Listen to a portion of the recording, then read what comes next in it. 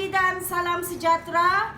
Terima kasih kerana terus setia bersama kami di BKK Cool Art Channel. Saya Ana Rich Dan saya Ain Abdul Razak. Kali ini bersempena dengan Bulan Kebangsaan pada tahun ini, kami bawakan segmen bersama anda, iaitu segmen bersama penggiat seni di Sabah.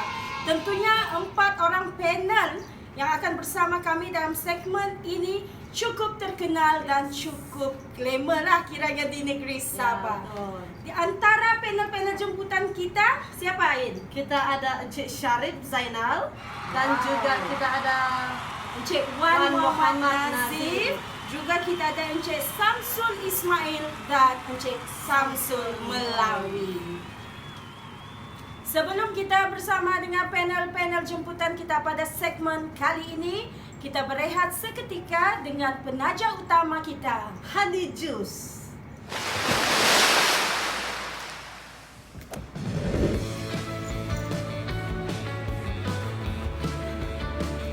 Jus nanas asli daripada Honey Juice.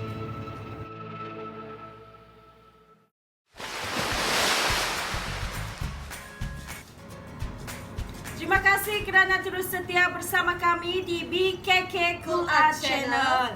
Okey, seperti yang kami janjikan pada segmen kali ini, kita akan bersama dengan penggiat seni di Sabah. Dan seterusnya saya jemput panel-panel jemputan kita pada segmen kali ini. Kita ada Encik Syarif Zainal. Ya, kita ada Encik Wan Muhammad Nazif. Kita ada Encik Samsul Ismail. Dan juga kita ada Encik Samsul Melawi. Hai, apa khabar semua? Sehat? Sehat. Dapat sikit. Okey. Terasa kecil diri ini. Diapit oleh 4 orang jejaka yang kelihatannya serius. Terasa kecil Ya, lah. very handsome pada Terasa kecil. hari ini. Okey, Assalamualaikum semua. Terima kasih kerana sudi menerima kami di BKK Cool Art Channel. Okey, untuk kita membincangkan serba sedikit tentang pengalaman perkongsian anda semua dalam bidang dan kesenian, terutamanya di negeri Sabah lah. Okey, tentunya semua penonton di BKK Cool Art Channel ingin mengenali ya seorang satu. Kita kenalkan dululah. Okey, asal dari mana, pengalaman dalam bidang seni, berapa lama sudah. Kita mula dengan Cik Wan Muhammad Nazif. Saya Muhammad Nazif atau sebagai Najib. Okay. Adalah pengalaman dalam 30 tahun. Okay. So, banyak pengalaman yang dari sudut musik, fotografi, semua Wow, tu. 30 tahun Cik Najib. Yes. Sangat lama. Tentunya semua kenal dengan Cik Najib. Okey. Asal dari mana Cik Najib? Asal dari saya dilahirkan di Sempurna. Ya, orang sempurna. Tapi arwah bapa saya di Kinar. So, orang Kinar itulah Jadi berbangsa berbangsa Bajau. Bajau. Okey. Terima kasih Cik Najib. Seterusnya kita bersama dengan orang hebat ya, boleh dikatakan di negeri Sabah. Bukan saja negeri Sabah. Nah, bukan saja negeri Sabah, terkenal di dunia. Okey, ini dia Encik Syarif Zainal. Ya. Okey, Assalamualaikum warahmatullahi wabarakatuh. Selamat pagi dan salam satu budaya kepada anda semua yang sedang menonton pada ketika ini. Nama saya Syarif Zainal, berasal dari Kudat dan pengalaman tidak banyak, baru dalam 25 tahun begitu. Lama Ya. juga. Ya, tolak yang lain tuh kita jangan ambil, kalau anda 40 tahun. Wow. Oke, saya berbangsa Sulu. Itu sajalah buat bangsa ini. Oke, terima kasih. Okey, terima kasih Encik Syarif. Seterusnya Ain, kita bersama dengan siapa lagi? Kita bersama dengan Encik Samsul Ismail dan kita juga ingin tahu Encik Samsul punya pengalaman dalam bidang tarian, bidang kebudayaan dan kesenian. Assalamualaikum, saya Samsul Ismail.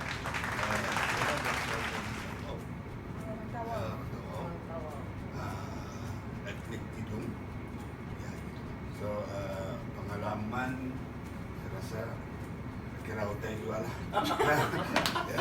Terusnya kita ada Encik Samsul Melawi. Kita ada 2 Sam di sini ya. Ya, gembar nama. Okey, Silakan. Silakan. Assalamualaikum, selamat pagi. Saya ini kurang bersuara sedikit. Tapi Oke. suara Encik Sam mantap. Oke, nama penuh saya Samsul bin Malawir. Saya dilahirkan di Lahadatul dan saya berketurunan Bugis. Saya ada itu darah Bugis. Oke, pengalaman dalam bidang seni itu hampir 20 lebih tahun juga lah, seangkatan dengan Najib. Dengan saya cuma pengalaman tuh kurang sedikit berbanding sahabat-sahabat saya ini. Iya. Nampaknya semua panel-panel jemputan kita berpengalaman dalam bidang seni ni Oi, lebih mereka cincai, berpuluh-puluh ya. tahun. Sangat luas ya. Jadi Sangat. Saya rasa kita jemput orang lah. bukan hanya dari segi tari, tetapi dari segi musik. Ya. Oke, kita kembali lagi bersama saya Ana dan Ain di BKK Cool Art Channel, juga bersama dengan panel-panel kita yang cukup berbakat, iaitu penggiat seni Sabah. Nampaknya tadi berbagai soalan telah kita utarakan. Mungkin kita boleh sambung sedikit persoalan.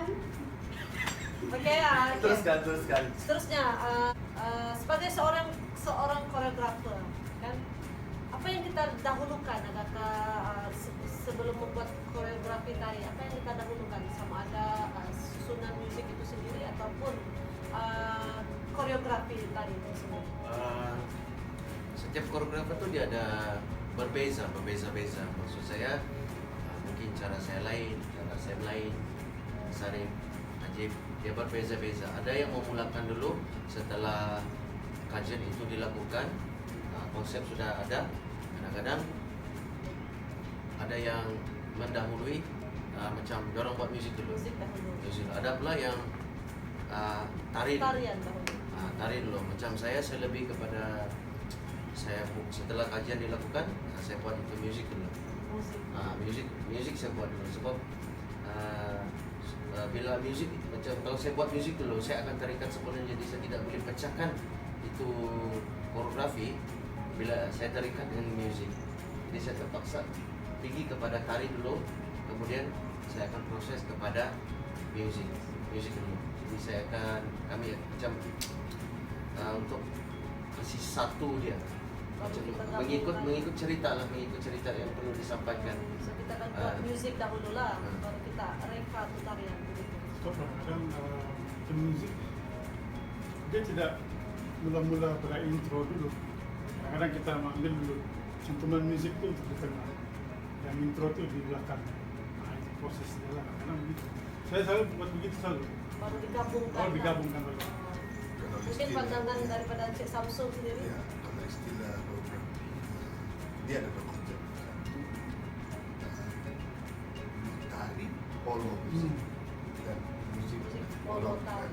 So kalau pendekatan saya lebih kepada tari. Ya, Dahulu ya. Dan saya bergerak itu sangat penting untuk, dan satu lagi seperti saya katakan tadi, musik. Maksudnya line, line musik yang sebagai guide, dan sebab nanti kita akan setkan dengan beat, mengikut gerak yang ada dalam koreografi yang kita buat dah.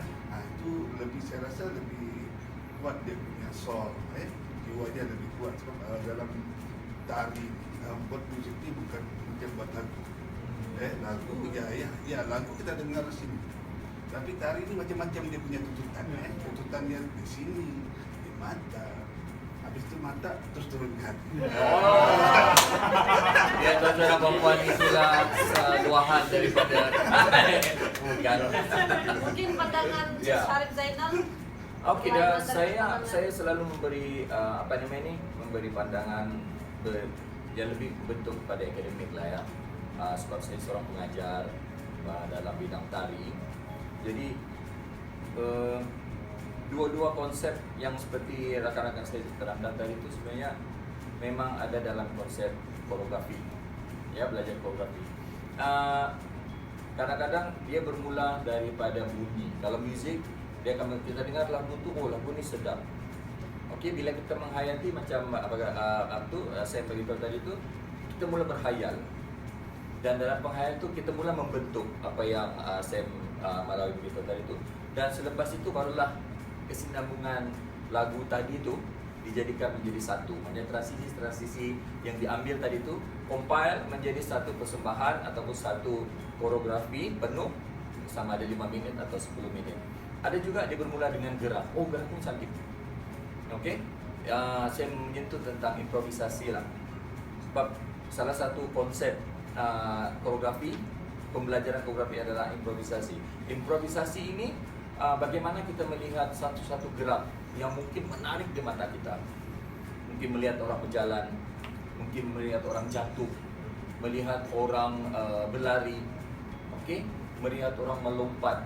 So sebenarnya itulah cetusan bentuk gerak yang akan dipilih yang bersesuaian dengan konsep tari yang kita mau sampaikan. Jadi dua-dua konsep ni sebenarnya sangat penting. Cuma apa kata Bahasa Melawi tadi itu, iaitu terpulang kepada seorang koreografer macam mana dia memulakan. Sama ada dia memulakan daripada muzik ataupun dia memulakan daripada gerak. Tapi bila kita menyentuh tentang muzik untuk tari, sangat-sangat berbeza dengan muzik untuk penyanyi, muzik untuk persembahan, muzik untuk instrumental. Totally lari. Sebab muzik untuk tari ini banyak sound, bunyi-bunyian, air yang jatuh, gelas yang pecah, itu sebenarnya dijadikan muzik untuk tari. Ya, Konsep yang kita mau. konsep yang kita mau. So kebanyakan muzik tari ini kalau sudah lebih mendalam lah, kita belajar pembelajaran tentang muzik tari, dia lebih kepada avant-garde. Avant-garde ni iaitu satu konsep yang tidak ada apa tu konsistensi rhythmic, konsistensi beat, tidak ada. Dia macam suka-suka hati lah. Kalau di bahasa istilah kita di Sabah ni, kau punya suka hati lah. Bunyi orang berlari pun kau boleh jadikan muzik. Tapi bersesuaian dengan gertakan bunyi orang berlari, kau macam gerak yang sedih, macam dangam lah kan. Itulah gunanya apabila digabungkan tadi tu muzik dan tari kepada satu gerak, kepada satu bentuk tu, itulah dia muzik untuk tari. Sebab muzik untuk tari sebenarnya dalam 5 minit persembahan, 5 minit koreografi itu, setiap saat gerak, bentuk, karya itu semuanya bermakna dan diisi dengan muzik. Itulah muzik untuk tari. Nah, kadang itulah bila dibagi macam job, okey, buat muzik ini untuk karena orang itu cepat. Kita memerlukan proses tu, bukannya mudah tu untuk membuat satu muzik tadi. Banyak orang bilang persiapan 5 minit untuk sembah itu cukup mudah. Tapi bila di belakang tabir dia, Selalu kalau menghasilkan sebuah apa kita panggil koreografi ini memakan masa selama berapa lama? Lama. Itu soalan yang paling bagus. Bagus tu. Tiba-tiba dia muncul soalan yang letup. Okey, silakan Cep. Untuk menghasilkan satu koreografi yang bagus, kita memerlukan masa yang secukupnya. Jadi seorang koreografer tu dia harus pandai, smart, membagi-bagikan masa, menyusun masa-masa tertentu untuk menghasilkan satu koreografi yang bagus tu. Sebab koreografi yang bagus tu memerlukan masa yang bukan bilang juga sangat panjang lah, bergantung dengan masa-masa yang dia susun untuk menghasilkan itu karya. Jadi ada rumit juga lah sikit. Kadang-kadang masa itu cukup, kadang-kadang masa itu tidak cukup. Tapi dia bergantung dengan macam mana kita membagi-bagikan itu masa. Sampai 1 bulan. 1 bulan, 2 bulan. Sebulan boleh, sebulan, 2 bulan, 3 bulan pun ada. Macam saya pun pernah menghasilkan satu karya, saya siapkan selama 6 bulan. 6 bulan untuk satu karya 15 minit. Tetapi dalam masa 6 bulan itu bukanlah saja saya fokus kepada koreografi itu. Sebab kadang yang kita ajar itu kan, kita didik itu pelajar-pelajar. Jadi kita kena bagi-bagi masa dong exam, masa dong rehat, hari-hari tertentu.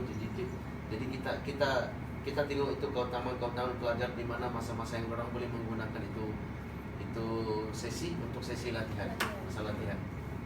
Sedang kalau saya tanya, kalau semua dimaklumkan dalam satu acara pertandingan lah kan, contohnya pemakluman satu pertandingan itu kamu maklum hanya tinggal dalam sebulan. Pernah gak macam pernah itu- join juga?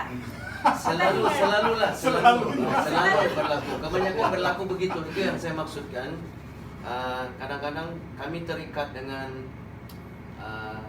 masa yang diperuntukkan itu singkat. So, kadang-kadang pertandingan Ya. bila dia orang mau anjurkan satu pertandingan, tempo masa itu tidak cukup. Jadi oleh kerana kami ingin menyertai pertandingan itu, terpaksa gunalah masa itu, bagi-bagi itu masa. Okey, demikian tadi sedikit sebanyak jawapan dari panel-panel kita. Kita berehat seketika dan kembali selepas ini.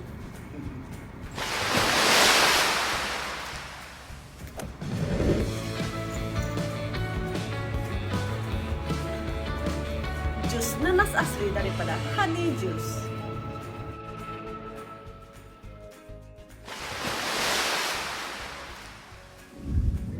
Terima kasih kerana terus setia bersama kami di BKK Cool Art Channel. Bersempena dengan bulan kebangsaan pada tahun ini, kami dari BKK Cool Art Channel bersama Pencinta seni tari Sabah mengucapkan Selamat Hari Kebangsaan Malaysia